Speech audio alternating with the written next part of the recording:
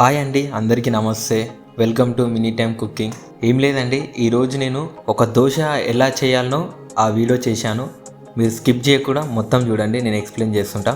ఒక టైంలో నేను బ్యాచులర్ ఉన్నప్పుడు నాకు మార్నింగ్ లేచి టిఫిన్ చేయాలంటే నాకు చాలా ఇబ్బందిగా ఉండే. ఎందుకంటే ఎప్పుడు బయట టిఫినే అవు, ఒక్కసారి మనం ఇంట్లో మమ్మీ పోసినట్టు దోశ పోసుకొని తినాలిరా అని నా ఫ్రెండ్స్తో కూడా చెప్పేటాను. కానీ ఎవ్వరికి దోశ పోయనీకి రాదు. సో మీరు కూడా అలాంటి సిచ్యువేషన్కి మీరు బ్యాచులర్ అయితే వస్తుంది కన్ఫామ్గా.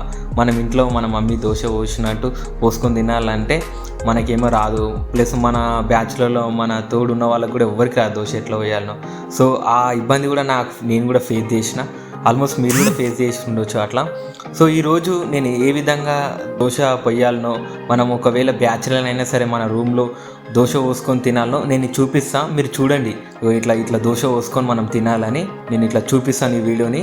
సో మీరు మొత్తం చూడండి, ఏం బోర్ కొట్టకుండా ఇట్లా ఇంట్రెస్ట్గా చూడండి. ఒక 3 నిమిషాలు ఉంటుంది, నేను చూపిస్తాను. ఎందుకంటే మీరు కూడా ఒకవేళ బ్యాచులర్ అయితే మన మమ్మీ ఏ విధంగా అయితే దోశ పోస్తుందో సేమ్ అదే విధంగా మీరు కూడా పోసుకొని తినొచ్చు. ఎందుకంటే ఊరికే బయట పోయి టిఫిన్ చేసే బదులు మనం కూడా ఒకసారి ఇంట్లో ఉన్నట్టుగా మన బ్యాచులర్ రూమ్లోనే పోసుకొని మన ఫ్రెండ్స్కి కూడా అందరికి షేర్ చేయొచ్చు. మనం పోసిన దోశ కూడా వాళ్ళకి కూడా నువ్వు పోసిన దోశ ఎట్లా ఉందో వాళ్ళతో రివ్యూ ఇచ్చుకోవచ్చు.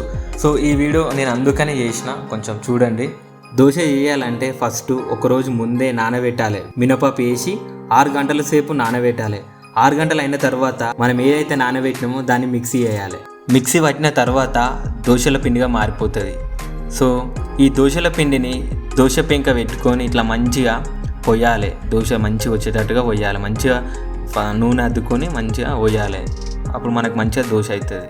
కొద్దిసేపు మూత పెట్టి ఉంచాలి మంచిగా దోశ కానీకి. కొద్దిసేపు అట్లనే పెట్టాలి. ఇక తర్వాత ఒక పక్కకు కాలుతుంది అన్నట్టు, దోశ మంచిగా అవుతుంది. అప్పుడు దాన్ని మర్రేయాలి. మర్రేసిన తర్వాత ఇంకొక పక్క కాల్చాలి.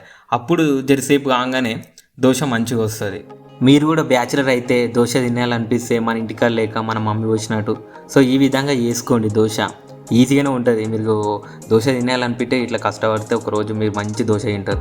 సో ఇలాంటి కంటెంట్ మీకు మరిన్ని కావాలంటే నా ఛానల్ని సబ్స్క్రైబ్ చేసుకోండి. ప్లీజ్ నన్ను సపోర్ట్ చేయండి. నేను కొత్తగా పెట్టిన ఈ ఛానల్ని మినీ టైమ్ కుకింగ్ అని, అంటే మినిట్ టైంలో మన కుకింగ్ లాగా ఎట్లా చేసుకోవాలో మన టైంలో మనం కుకింగ్ అనేది ఎస్పెషల్గా ఇది బ్యాచులర్కి యూస్ఫుల్ అవుతుంది. సో నా ఛానల్ సబ్స్క్రైబ్ చేయండి. Channel thanks for watching this video.